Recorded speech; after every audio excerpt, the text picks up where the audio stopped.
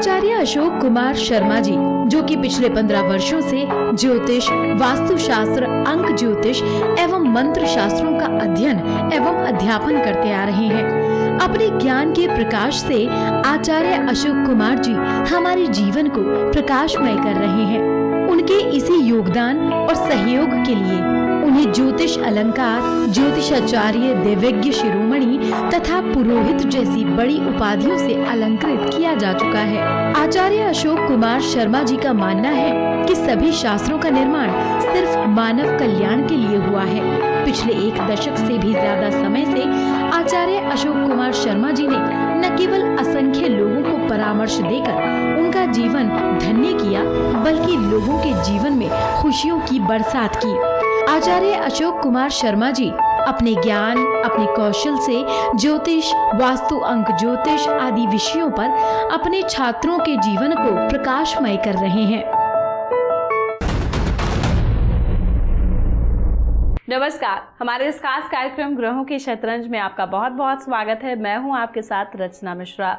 दोस्तों, इस कार्यक्रम के जरिए हम ज्योतिष शास्त्र, वास्तु शास्त्र आदि शास्त्रों से फैली भ्रांतियों को दूर करने की कोशिश करते हैं और इस कार्यक्रम के जरिए हम आपके फ़ोन कॉल्स, आपकी ईमेल्स, आपके एसएमएस और आपके मैसेजेस में पूछे गए सवालों का जवाब भी देते हैं।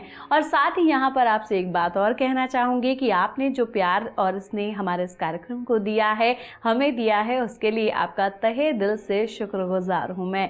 तो चलिए अपने इस कार्यक्रम को आगे बढ़ाते हैं और हमेशा की तरह हमारे साथ आज भी स्टूडियो में मौजूद हैं आचार्य अशोक कुमार शर्मा जी। आइए उनका स्वागत करते हैं। आचार्य जी, आपका बहुत बहुत स्वागत है हमारे इस खास कार्यक्रम ग्रहों की शतरंज में। नमस्कार आचार्य जी, बात करते हैं ज्योतिष की कि तो जिस तरीके से हम आप बात कर रहे थे कि ज्योतिष के जरिए जो है लोग बताते हैं क्या वो कोई कला है बिना जन्म कुंडली के, बिना जन्मपत्री के। यहाँ एक बात और देखने को मिली है कि कई लोग ज्योतिष को नहीं मानते। वो ज़्यादातर विश्वास करते हैं लाल किताब, काली किताब या फिर रावण संहिता में बहुत विश्वास करते हैं और इसे ही ज्योतिष मानते हैं। इसके बारे में आप क्या बताना चाहेंगे हमारे दर्शकों को? बहुत ही संपूर्ण और एक अच्छी जानकारी जो है वो आपसे चाहते हैं हमारे दर्शक। देखिए, ज्योतिष शास्त्र जो है वह कल्प वृक्ष है जिसकी अनेक शाखाएं हैं। उन शाखाओं का जो आविष्कार इसलिए हुआ कि मान लीजिए किसी व्यक्ति के पास अपनी जन्मपत्री ना होती, मान लीजिए उसको डेट ऑफ बर्थ तो मालूम है लेकिन उसको टाइम ऑफ बर्थ नहीं मालूम, तो वो क्या करे? तो इस कारण से हमारे यहाँ पर प्रश्न शास्त्र की बात हुई। लेकिन किसी व्यक्ति को ना डेट ऑफ बर्थ मालूम है, ना उसको टाइम ऑफ बर्थ मालूम, तब वो क्या करे? तो हमारे यहाँ पर पामिस्ट्री की बात है। हाथ तो हमारा है, हमारे पास रहेगा, वो कभी आगे पीछे या खोया तो नहीं करा करता।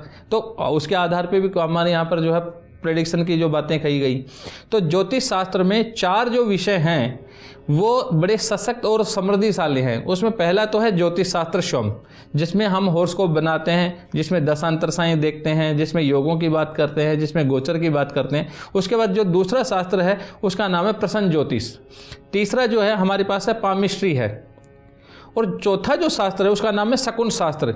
ये जो चारों के चारों जो शास्त्र है ये अपने आप में स्वतंत्र हैं, एक दूसरे के पूरक भी हैं और ये अपने अनुसार व्यक्ति के जीवन में घटने वाली घटनाओं के बारे में परिपूर्ण रूप से बताने में सक्षम है। लेकिन जैसे लाल किताब की बात हम करते हैं तो आजकल लाल किताब का बड़ा जोर शोर से प्रचार और प्रसार हो रहा है। अच्छी बात है, कोई शास्त्र है और वो लोगों का हित करने की बात कर रहा है तो अवश्य करे। लेकिन लाल किताब के अंदर कहीं पर भी कुंडली बनाने की बात नहीं कही गई। वैदिक ज्योतिष के अंदर जिन कुंडली को हम बनाते हैं उसी कुंडली को आधारभूत बना करके और वर्षफल कुंडली बनाने की परिपाटी है। और लाल किताब में 1 वर्ष के अंदर घटने वाली जो घटनाएं हैं उनको जन्म पत्री को आधार मान करके और वर्षफल बनाया जाता है और फिर उसके आधार पर प्रेडिक्शन दी जाती हैं। लेकिन हमारे यहाँ पर भी वर्षफल कुंडली बनाई जाती थी।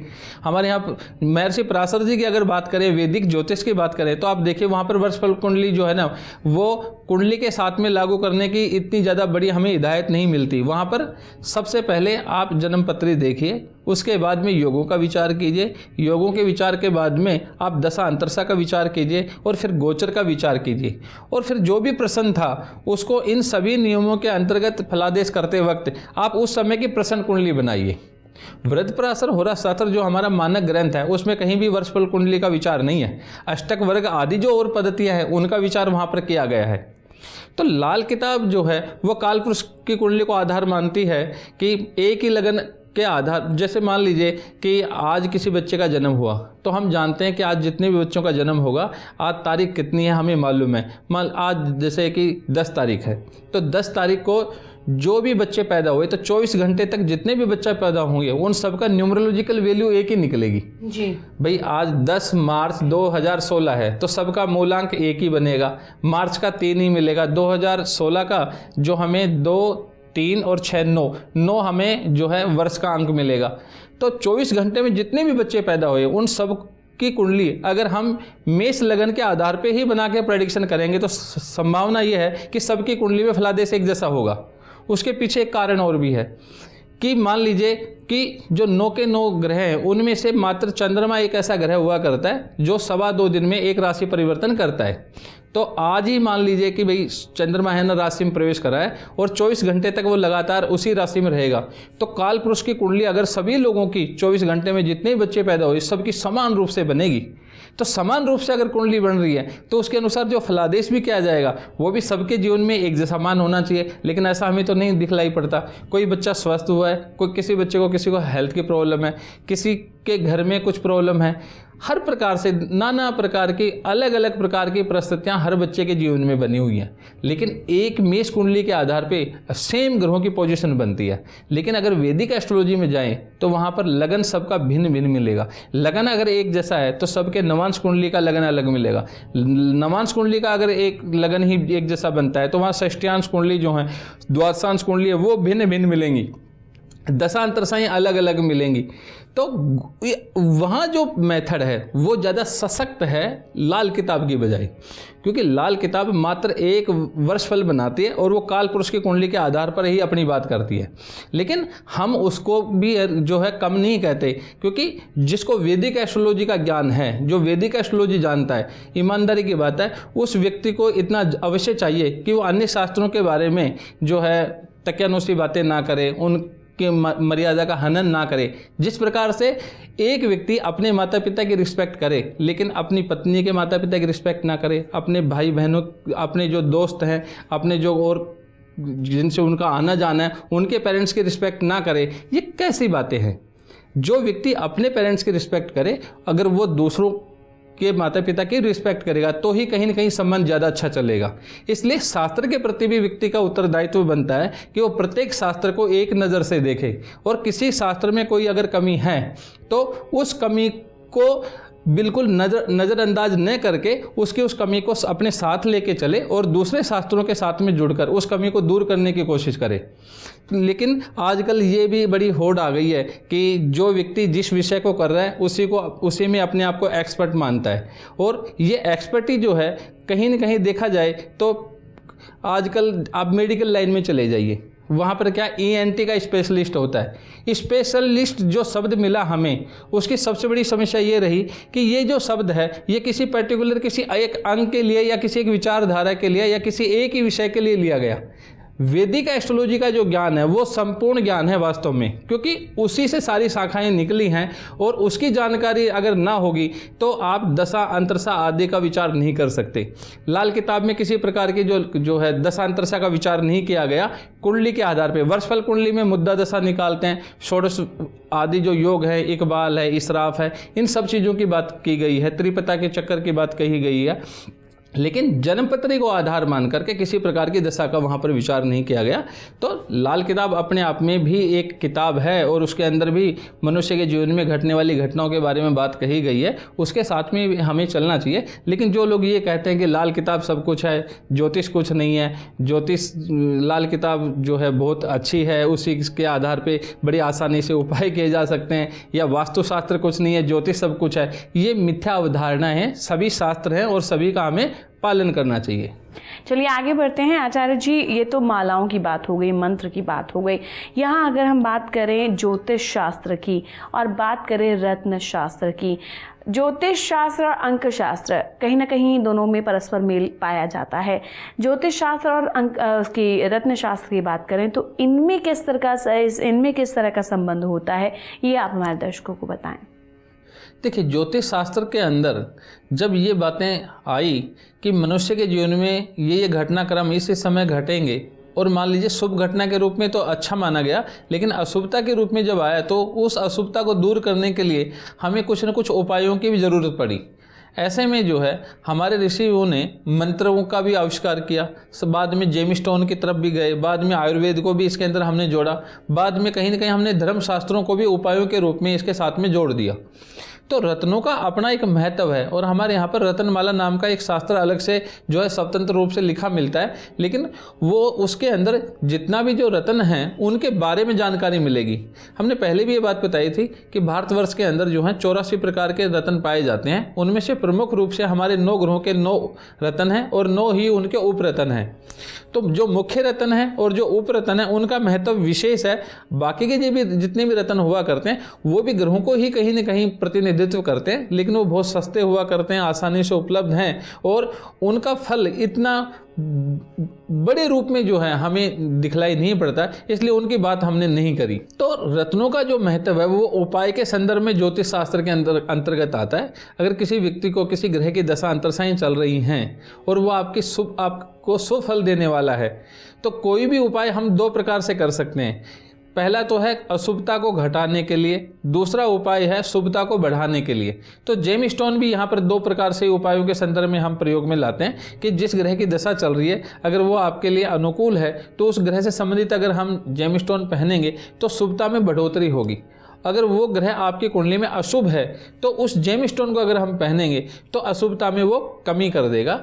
तो इस प्रकार से ज्योतिष शास्त्र के अंतर्गत रत्न शास्त्र का जो विचार है वो उपाय के संदर्भ में हमने किया है, और रत्नों को अगर हम धारण करते हैं तो जिस भी ग्रह का रत्न हमने धारण किया है उससे संबंधित जो शुभ फल है उसमें बढ़ोतरी भी हम कर सकते हैं, और जो अशुभ फल है उसको हम घटा भी सकते हैं, उसको कम भी कर सकते हैं।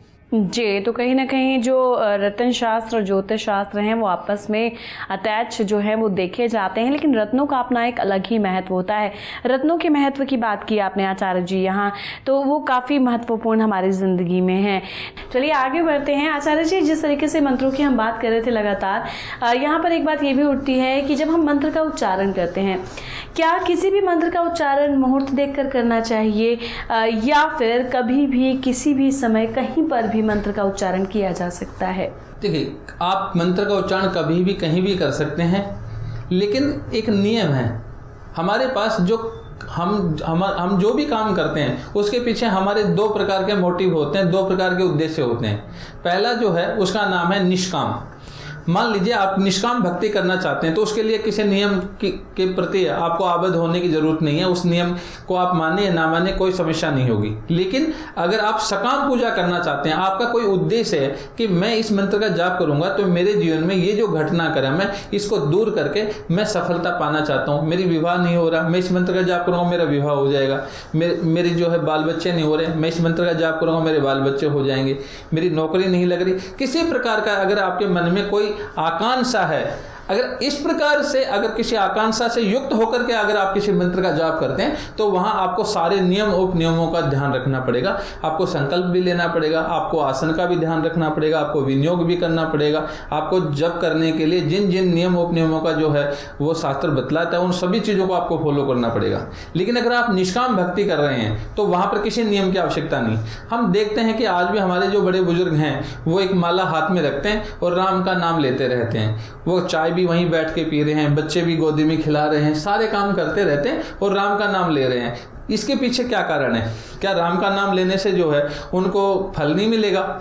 जिस प्रकार पृथ्वी के अंदर कोई भी बीज चाहे सीधा पड़ा हुआ हो चाहे टेढ़ा मेढ़ा पड़ा हुआ हो, अगर उसको अनुकूल जब वातावरण मिलेगा तो जिस प्रकार से वो पृथ्वी से अंकुरित हो जाया करता है, उसी प्रकार से भगवान का नाम आप किसी भी परिस्थिति में क्यों ना ले, उसका फल आपको अवश्य मिलता है। लेकिन निष्काम भक्ति जो है उसके अंदर नियम उपनियमों की अभी ज़्यादा आवश्यकता नहीं होती। लेकिन अगर सकाम पूजा आप कर रहे हैं तो उसमें हमें सभी नियम उपनियमों का हमें पालन करना पड़ेगा। अगर ऐसा ना होता तो हमारे शास्त्रों में इन नियम उपनियमों के बारे में हमें जानकारी नहीं मिलती। तो चलिए रुक करते हैं अपने अगले सवाल का। आचार्य जी, बहुत से लोग अक्सर ये पूछते हैं, अक्सर ये कहते नजर आते हैं कि ज्योतिष कुछ नहीं होता है, ग्रह कोई मायने नहीं रखते हैं हमारी जिंदगी में, सिर्फ कर्म करो और सिर्फ कर्म ही करते रहो। इस बारे में आप कुछ क्या कहेंगे? इस पंक्ति को लेकर आप क्या विचार अपने रखना चाहेंगे? हाँ देखो, कर्म तो करना ही पड़ेगा। ज्योतिष एक शास्त्र है और उस शास्त्र को आप माने या ना माने, ऐसे लोगों का तो हम मुंह नहीं पकड़ सकते कि वो ज्योतिष शास्त्र को माने या ना माने। वो तो कल ने ये भी कह सकते हैं रामायण आदि जो ग्रंथ हैं वो भी नहीं होते, महाभारत आदि जो ग्रंथ हैं वो भी नहीं हुआ करते। तो किसी का मुंह तो आप और मैं लोग जो है ना कभी पकड़ नहीं सकते। लेकिन ऐसे लोग भी जो है ज्योतिष को मानने के लिए उस समय तत्पर हुआ करते हैं जब उनकी चौखट में उंगली आ जाती है। जब तक मनुष्य का जीवन किसी समस्या के बिना निर्विवाद रूप से अगर चलता रहेगा तो वो व्यक्ति चाहे तो भगवान को भी ना माने। क्यों? क्योंकि जब तक समस्या और संकट मनुष्य के जीवन में नहीं आएगा तब तक उसकी आस्तिकता के तरफ जो उसकी रुचि हुआ करती है वो इतनी ज़्यादा सशक्त नहीं हुआ करती। क्योंकि जो चीज़ आसानी से उसको मिल रही है, उसको किसी प्रकार की कोई परेशानी नहीं है, तो वो यही मानता रहता है कि मेरा जो कर्म है वो बहुत अच्छा है और मैं उसी के अनुसार जो है मुझे सफलताएं मिल रही हैं, इसमें भगवान का कुछ भी वो नहीं है। क्योंकि मनुष्य का एक स्वभाव भी है, जब भी वो कुछ करे और उसके अनुसार अगर उसको कोई फल मिले तो मनुष्य कहता है ये मैंने अपने बाहुबल से, अपने पुरुषार्थ से मैंने कमाया है, इसमें किसी का कोई लेना देना नहीं है। लेकिन कोई काम वो करे और उसमें उसको असफलता मिल जाए तो अब एक सेकंड नहीं लगेगी, वो कहीं ना कहीं किसी देवी देवता पे, किसी और व्यक्ति पर जो है अपनी असफलता का जो ठेकरा है वो उसके मुंह फोड़ देता है। ये एक बड़ी समस्या है। तो बहुत सारे लोग जो ये कहते हैं कि ज्योतिष नहीं होता, रामायण आदि के बारे में, सभी के लिए वो मना कर सकते हैं, वो नास्तिक किस्म के लोग होते हैं। लेकिन नास्तिक व्यक्ति संसार का सबसे बड़ा आस्तिक व्यक्ति हो सकता है। क्यों हो सकता है? कि जब कभी उसके जीवन में कोई समस्या और संकट आएगा और उस समय अगर वो किसी ज्योतिषी के पास या किसी देवी देवता की पूजा आराधना के माध्यम से अगर वो किसी अनुष्ठान में या किसी मंत्र आदि का जाप करके अगर उस समस्या से निजात पा लेगा तो उसकी जो श्रद्धा थी वो बहुत तत्काल रूप से उसी क्षण जो है वो उसके सामने प्रकट होकर के व्यक्ति को एक नंबर का आस्तिक बनाने में सफल होती है। तो ज्योतिष शास्त्र अपनी जगह काम करता है, कर्म तो करना ही पड़ेगा। और इस सवाल के साथ एक बात और भी जोड़ देना चाहता हूँ। अगर ज्योतिष शास्त्र के परिप्रेक्ष्य में अगर हम देखें तो कर्म और भाग्य दो शब्द हमें मिलते हैं। भाग्य वास्तव में क्या है? आज जो मैंने कर्म किए उन कर्मों का जो संग्रह इकट्ठा हुआ उसी को हमने भाग्य माना है। इसलिए कर्म बड़ा होता है, भाग्य बड़ा नहीं होता। कर्म भाग्य का जनक हुआ करता है, पिता हुआ करता है। क्योंकि मैं जो कुछ भी आज कर रहा हूँ, शुभ कर रहा हूँ तो शुभ फल है, अशुभ कर रहा हूँ तो अशुभ फल है। शुभता और अशुभता के परिप्रेक्ष्य में जो भी मैंने कर्म किए उन सभी का जो भंडारण है वही तो मुझे आगे अपने जीवन के अंदर भाग्य के रूप में मिलने वाला है। इसलिए कर्म तो हमें करना ही पड़ेगा। बिना कर्म किए तो व्यक्ति जो है वो एक कदम आगे नहीं चल सकता। थाली में रखा हुआ जो भोजन है वो बिना हाथों के एक्टिविटी के हुए आप अपने मुंह तक नहीं लेके जा सकते। इसलिए कर्म तो हमें करना ही है। लेकिन कर्म भी जो है ऐसा हो जो मेरे लिए भी अच्छा हो, मेरे परिवार के लिए भी अच्छा हो, मेरे समाज के लिए भी अच्छा हो और मेरे देश के लिए भी अच्छा हो। अगर ऐसी भावनाओं के साथ अगर जुड़ करके हम जिए तो ये हमारे लिए बहुत अच्छा हो सकता है। जी, तो अक्सर ये कहा जाता है कि अच्छे कर्म करेंगे तो अच्छा फल भी आपको अवश्य मिलेगा। तो आचार्य जी ने इस बात को बिल्कुल साफ तौर पर, स्पष्ट तौर पर कहा है कि कर्म अगर अच्छा होगा तो हमें सच में अच्छा फल अवश्य मिलेगा। और जिस तरीके से ये भी कहा जाता है कि ज्योतिष शास्त्र कुछ नहीं होता है, तो लेकिन ज्योतिष शास्त्र का अपना एक अलग महत्व है हमारी ज़िंदगी में, ग्रहों का अपना एक अलग महत्व है हमारी लाइफ में, हमारी कुंडली में काफ़ी महत्वपूर्ण रखते हैं, ये स्थान रखते हैं। हालांकि हमें कर्म करते रहना चाहिए, ये भी गलत बात नहीं है, लेकिन ज्योतिष को ना मानना ये पूर्ण रूप से गलत हो सकता है, क्योंकि ज्योतिष का अपना एक अलग महत्व है। ज्योतिष एक शास्त्र है। आचार्य जी, एक छोटा सा सवाल मैं आपसे जानना चाहूँगी। आजकल के इस भागदौड़ भरी ज़िंदगी में हम देखते हैं कि एक एग्जाम्पल के तौर पर अगर बात करूँ तो हमें टीवी लेना है तो हम तमाम तरह की कंपनीज़ हैं जो टीवी या LED LCD मार्केट में लेकर आई हैं। हम चुनाव नहीं कर पाते हैं कई बार कि कौन सा टीवी खरीदें, कौन सा LCD खरीदें, कौन सा LED खरीदें। यही बात सेम ज्योतिषियों पर भी लागू होती है। आज गली गली में ज्योतिष है, मोहल्ले मोहल्ले में ज्योतिष आचार्य बसे हुए हैं। तो हमारा सवाल सिर्फ यही है, क्योंकि कुछ लोगों ने पूछा है, तो मैं ये कहना चाहूँगी कि आजकल जैसा उन्होंने पूछा है उन्हीं की भाषा में आपसे पूछती हूँ मैं। आजकल जिसे देखो वो ज्योतिष बना बैठा है, उसे कैसे पहचाने, उसे कैसे जाने कि वो सही है और हमें सही समाधान बताएगा हमारी समस्याओं का? देखिए, किसी ज्योतिषी की आप पहचान कर सकते हो अपनी जन्मपत्र दिखाने के बाद। अगर वो आपको 10 प्रेडिक्शन देता है और उसमें से अगर 7, 8, 9 कम से कम 7 प्रेडिक्शन उसकी जो हैं वो सच साबित होती हैं, और 8, 9 के ऊपर हो जाएं तो बहुत ही सोने पे सुहागा वाली बात कह सकते हो आप। लेकिन जो व्यक्ति मात्र आपकी जन्मपत्री देख करके सिर्फ उपाय की ही बात करता है कि आपको ये समस्या है, समस्या की तो बात करेगा और साथ में उपाय की ही बात करता है और कोई भी प्रेडिक्शन नहीं देता, ना पीछे की कोई बात बताता है, ना आगे घटित होने वाली बातें नहीं बता पा रहा है, तो इसका मतलब है कहीं ना कहीं दाल में काला है। ज्योतिषी का अर्थ है कि जन्मपत्री देख करके ये अनुमान लगाए कि व्यक्ति विशेष के पास किस लिए आया है, उसके मन में सवाल क्या है, विवाह से संबंधित है, काम धंधे की दिक्कत है, या कुछ और अन्य प्रकार की दिक्कतें हो सकती हैं, कैसी दिक्कत होगी। क्योंकि जब भी व्यक्ति किसी ज्योतिषी के पास आता है तो वो समय भी पहले से ही मुकर्रर है, क्योंकि उस ग्रहों की दशा अंतरसा के अंदर ही व्यक्ति जो है वो ज्योतिषी के पास जाता है। षष्टेश, अष्टमेश, द्वादशेश ग्रह हों, चाहे शनि राहु ग्रह हों, इनकी दशा अंतरसा में ही व्यक्ति ज्योतिषी के पास जाके आता है, उससे पहले ज्योतिषी के पास कभी भी नहीं जाता। ये कुछ सूत्र है हमारे यहाँ पर। तो अगर ज्योतिषी को इतना ज्ञान होगा कि आप मेरे पास किस लिए आए हो, आपको क्या समस्या है। आजकल देखो हम भी जैसे, एक तो ये खैर इसमें कोई अपवाद नहीं है कि एक टीवी पे बैठा हुआ जो एस्ट्रोलॉजर है वो पूछ लेता है कि आप समस्या बताइए। क्यों पूछ रहा है वो? इसलिए पूछ पा रहा है कि ऑन द स्पॉट 1-2 मिनट में किसी कुंडली को नहीं देखा जा सकता, उसके पास समय जो है बहुत कम है और उसको बहुत सारे लोगों को जो है बतलाना है, ऐसे में वो सवाल पूछ लेता है। तो इसका अर्थ ये नहीं कि वो ज्योतिषी नहीं है, लेकिन कुंडली देखने के लिए कम से कम ज्योतिषी को आध घंटा चाहिए, 15-20 मिनट तो मिनिमम चाहिए। लेकिन 2 मिनट के अंदर आप कुंडली दिखाने की बात करते हो या तो वो नहीं देखी जा सकती, क्योंकि एक कुंडली बनाएगा व्यक्ति, उसके बाद वो लगन चार्ट देखेगा, लगन चार्ट में दशांतरसाओं का विचार करेगा, गोचर का विचार करेगा, इन सब का विचार करने में ही 5-7 मिनट लग जाते हैं। लेकिन 2 मिनट के अंदर ही फलादेश हमें करना है, तो ऐसी परिस्थिति में जो है बड़ी दिक्कत हुआ करती है। तो जो व्यक्ति आपकी कुंडली देखकर आप किस लिए आए थे, आपको क्या समस्याएं होंगी, अगर ये बताने में सक्षम है तो ऐसे ज्योतिषी को आप अच्छा ज्योतिषी कह सकते हो, उसके साथ भी चल सकते हो। लेकिन पीछे की भी कुछ प्रेडिक्शन व्यक्ति को ले लेनी चाहिए और आगे की भी ले लेनी चाहिए। तो चलिए रुक करते हैं अपने अगले सवाल का। आचार्य जी आपसे जानना चाहते हैं कि कहा जाता है कि शनि की शांति अगर आप कराना चाहते हैं, शनि आपकी लाइफ में बहुत उथल पुथल मचा रहा हो, चाहे मंगल ग्रह आपकी लाइफ में उथल पुथल मचा रहा हो, तो ऐसे में आपको हनुमान जी का जो दामन है वो थाम लेना चाहिए, हनुमान जी की पूजा अर्चना शुरू कर देनी चाहिए। तो कहाँ तक ये सही है कि हनुमान जी की पूजा करने से न सिर्फ शनि ग्रह को शांत किया जा सकता है बल्कि मंगल ग्रह की भी शांति हम करवा सकते हैं? हाँ, आजकल बहुत सारे लोग ये कहते हैं कि शनि और मंगल ग्रह की शांति के लिए हनुमान जी की पूजा आराधना करने से ये दोनों ग्रह शांत हो जाते हैं। लेकिन मैं ये भी कहना चाहूँगा कि जो मंगल शनि जो हैं ये दोनों ग्रह हैं और हनुमान जी जो हैं वो देवता हैं। तो देवताओं की पूजा आराधना करने से तो व्यक्ति जो है वो सभी चीज़ें प्राप्त करने में सक्षम हुआ करता है। लेकिन देवताओं को जो है अगर हम ग्रहों के साथ अगर जोड़ देंगे तो कहीं ना कहीं ये थोड़ी सी गलत अवधारणा हो जाती है।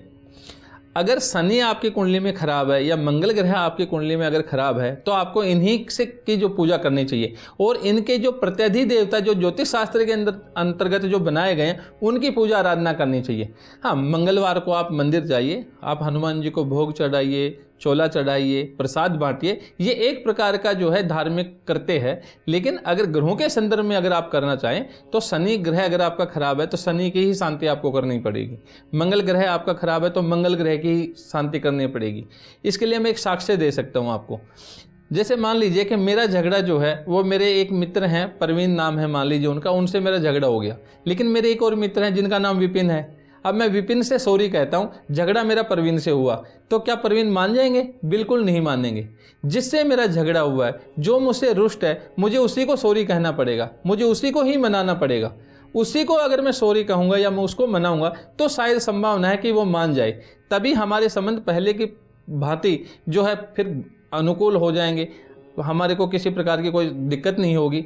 इसी प्रकार से अगर हम कहें कि जो भी ग्रह हमारे लिए अगर अनुकूल नहीं है तो हमें उसी ग्रह से संबंधित जो है हमें शांति अपनानी चाहिए। देवताओं की जो शांति का जो विधान है वो धार्मिक कर्ते के रूप में आया करता है। बहुत सारे लोग ऐसे भी हैं जो हनुमान जी के मंदिर में कई सालों से लगातार प्रत्येक मंगलवार को जा रहे हैं, फिर भी उनके जीवन में ये ऐसा जो है कभी अशुभ फल मिल रहा है, कभी किसी प्रकार की परेशानी, कभी किसी प्रकार की परेशानी है, ये फिर दूर क्यों नहीं हो रही? इस प्रश्न का उत्तर हमें कहाँ से मिलेगा? हाँ, देवताओं की पूजा आराधना करने से व्यक्ति इहलोक और परलोक दोनों के अंदर सदगति प्राप्त कर सकता है, अपने पुण्य प्रताप को बढ़ा सकता है। लेकिन ग्रहों के संदर्भ में अगर हम बात करेंगे तो हमें ग्रहों की शांति करना हमारे लिए बहुत ज़रूरी है, और ग्रहों के जो प्रत्यधिदेवता जो बनते हैं उनकी शांति करना, उनका जो अनुष्ठान करना वो बहुत ज़रूरी बनता है। ऐसा करने से ही जो है ग्रहों की शांति हुआ करती है और उनसे मिलने वाला जो अशुभ फल है वो दूर हुआ करता है।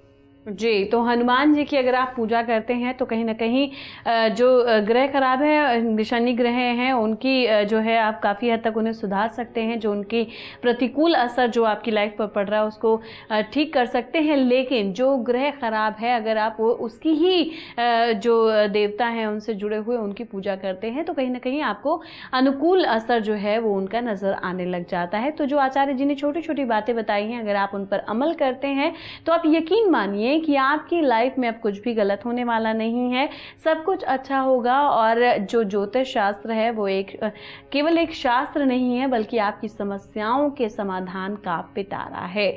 तो हमारे इस कार्यक्रम में आपने जाना कि कैसे छोटी छोटी जो परेशानियां होती हैं वो कैसे हमारे जीवन में आती हैं सामने, और कैसे हमें उनका सामना करना चाहिए। आचार्य जी, आप हमारे इस कार्यक्रम में आए, हमारे दर्शकों को इतनी खूबसूरत जानकारी दी, उसके लिए आपका बहुत बहुत शुक्रिया। धन्यवाद। तो दोस्तों, इस कार्यक्रम के जरिए न सिर्फ आपकी समस्याओं का समाधान हम बताते हैं, बल्कि समाज में फैली तरह तरह की भ्रांतियों को, जो कि न सिर्फ ज्योतिष से जुड़ी हैं बल्कि वास्तुशास्त्र, अंक शास्त्र, तंत्र शास्त्र से भी जुड़ी हुई हैं, तो उन तमाम भ्रांतियों को हम दूर करने की कोशिश करते हैं। और इस कोशिश में सफल भी तब हो पाते हैं जब आपका प्यार और स्नेह हमें लगातार ऐसे ही मिलता रहता है। और उम्मीद करते हैं कि आप अपनी समस्याएं, आप अपने प्रश्न जो आपके जहन में है वो हमें कॉल करके बता सकते हैं, ईमेल कर सकते हैं, SMS कर सकते हैं, मैसेज कर सकते हैं।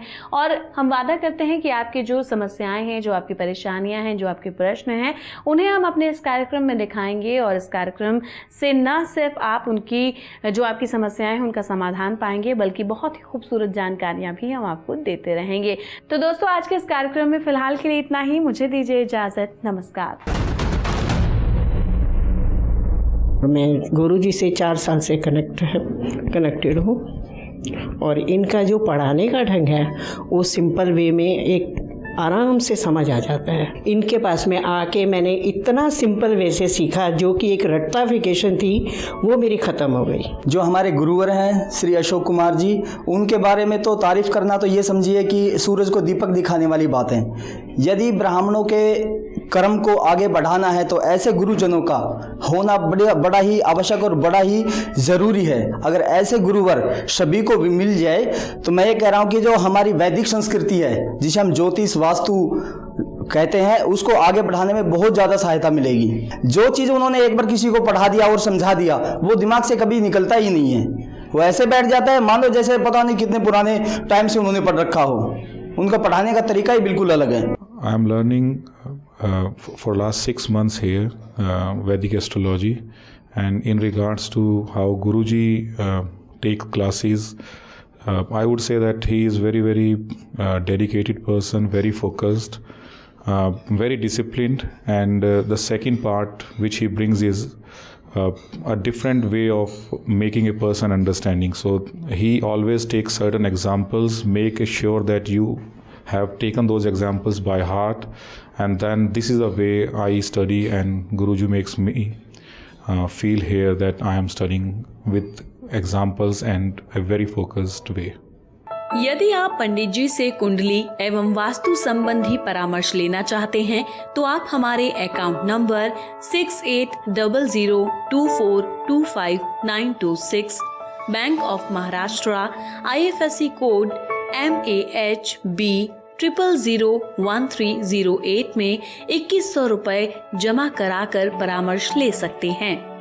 हमारा पता है institute of Vastu astrology and gemology, C118, first floor, Palam Vyapar Kendra market, Palam Vihar, Gurgaon 122017।